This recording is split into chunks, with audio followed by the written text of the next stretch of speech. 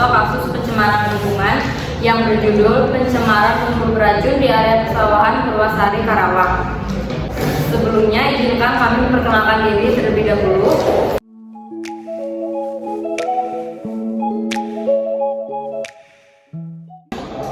Puluhan karung limbah sludge atau lumpur beracun ditemukan di sekitar area persawahan di Desa Darawolam, Kecamatan Purwasari pada Oktober 2019. Lumpur beracun itu terindikasi akan dikubur di lokasi itu guna menghindari pengolahan yang memakan banyak biaya. Beruntung aksi tak bertanggung jawab itu diketahui warga sekitar. Mereka kemudian melaporkan hal itu ke Kepolisian Resor Karawang.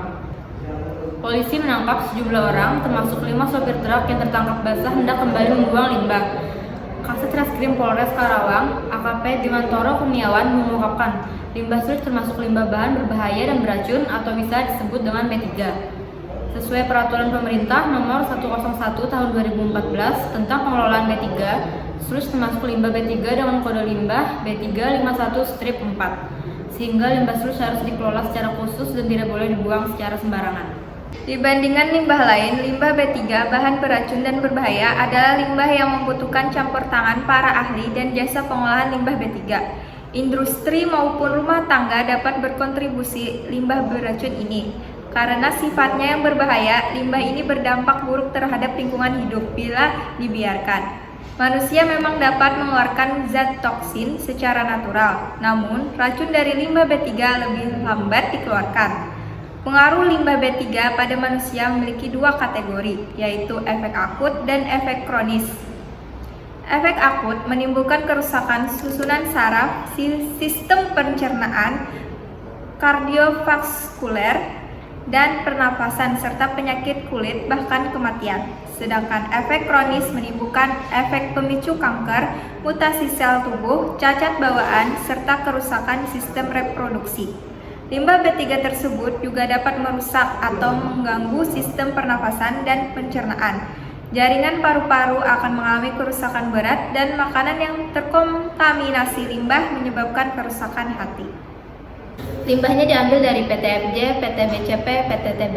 Bukannya dimusnahkan, limbah malah dikubur dalam lahan pemukiman di Karawang, kata Kasat Reskrim Polres Karawang AKP Bimantoro Kurniawan. Padahal menurut Bimantoro, limbah tersebut seharusnya diantar ke PT WI di Tangerang untuk dimusnahkan. Namun demi meraup keuntungan, PT RPW dan PT LSA selaku pihak ketiga yang mengatur limbahnya malah menyeludupkan limbah itu. Bimantoro menjelaskan bahwa PT RWP dan PT LSA merupakan perusahaan transporter yang membuat kesepakatan dengan 3 pabrik tekstil penghasil limbah.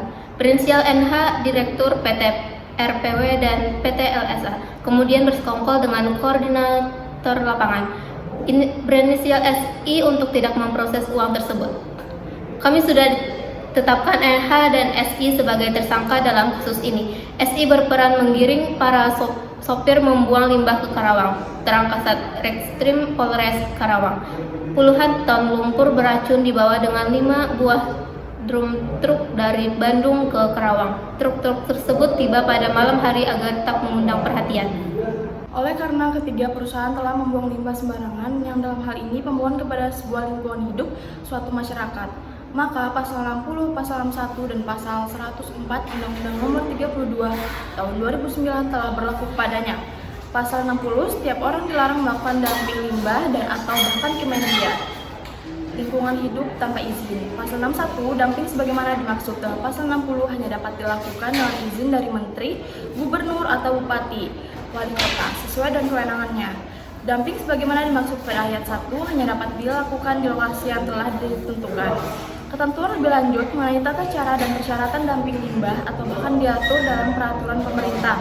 Dalam pelanggaran yang dilakukan terhadap kedua pasal tersebut, maka berlakulah suatu akibat berupa denda yang sesuai dengan perbuatannya, yaitu terdapat di dalam Pasal 104 Undang-Undang Nomor 32 Tahun 2009 yang berbunyi setiap orang yang melakukan dumping limbah dan atau bahkan media lingkungan hidup tanpa izin sebagaimana dimaksud dalam Pasal 60 dipidana dengan pidana penjara paling lama 3 tahun dan denda paling banyak 3 miliar rupiah. Sekian dari kelompok kami, mohon maaf apabila ada salah kata. Assalamualaikum warahmatullahi wabarakatuh.